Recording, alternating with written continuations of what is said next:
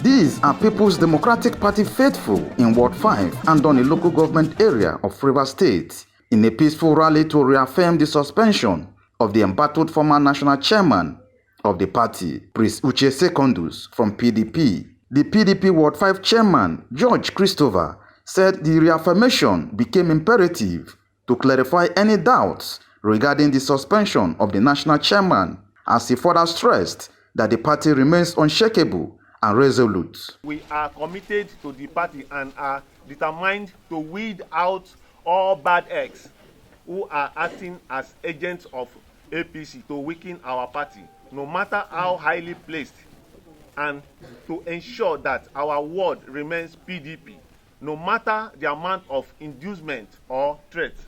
We are here as a party and as a people to reaffirm the suspension of the former national chairman, Prince Uche Secondus. As a people, I don't think we have any personal problem with Prince Secondus. The problem we have with Prince Secondus is that we swore an oath to defend our party.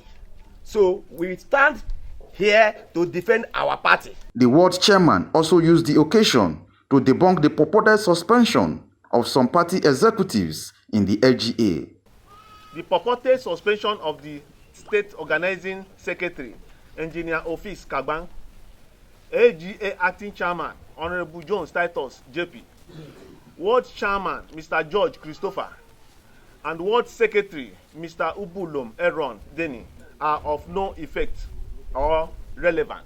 Furthermore, the ward hereby suspend the following persons for anti-party activity: Mr. Goodman Davis Ibiamu, Mr. Kurobia Manfred, Mr. Getty Accra. To this end, therefore, the general public is hereby put on notice.